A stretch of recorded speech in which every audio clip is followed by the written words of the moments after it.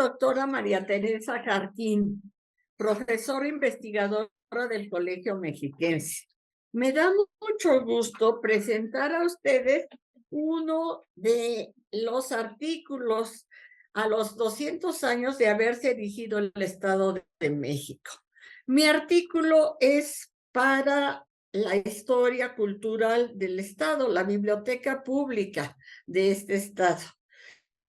Me encanta poder hablar de este tema. Primero porque amo los libros y creo que todos nosotros amamos mucho los libros. Y diría yo que una biblioteca debe estar abierta a todo el mundo y ser de fácil acceso. Esta biblioteca fue fundada con el fin de no negar jamás a la comunicación al menor de los hombres que tengan necesidad de ella. Es una institución que se pensó desde que se erigió el Estado de México. Sobre todo estos constituyentes, los primeros constituyentes de la Constitución de 1827. Esta biblioteca, además, se pensó comprar 3 ejemplares hasta Europa en 1827.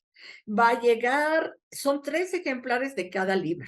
¿Por qué? Porque 2 ejemplares iban a quedar en la biblioteca y el otro ejemplar se iban a vender.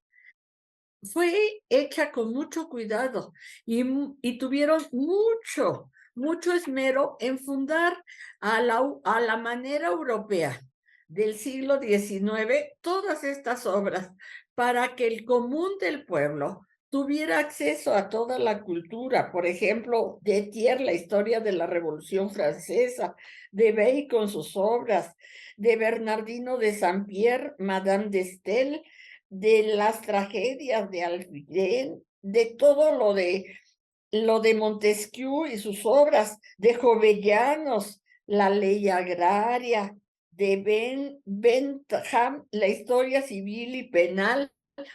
O sea, como ustedes pueden ver con los pocos títulos que les he leído, ustedes se dan cuenta que es una gama verdaderamente de toda la cultura de la época. Y eso ha permitido a que todos los amantes de la lectura podamos estar conectados con la cultura y con el Estado. Yo los invito a que la lean. Son muy pocas páginas. Es una lectura fácil y rápida en donde intentamos nosotros que el concepto de fondo de la biblioteca pública,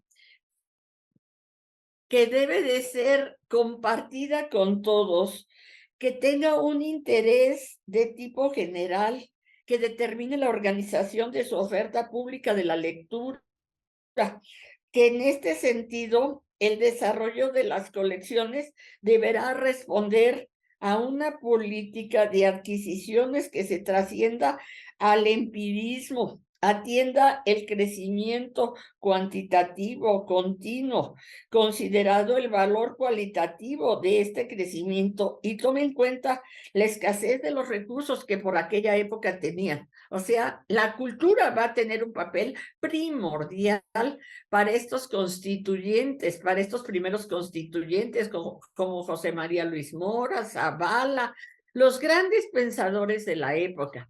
Me da mucho gusto poder compartirles a todos ustedes esta cultura para los habitantes del Estado de México, de todo el Estado, porque primero se va a establecer en Tlalpan, posteriormente se va a venir a la ciudad de Toluca, al Instituto Científico y Literario. Entonces, me da mucho gusto que ustedes tengan mucho interés de conocer cuáles eran los libros que se leían en esa época, cómo era el acervo de esta biblioteca.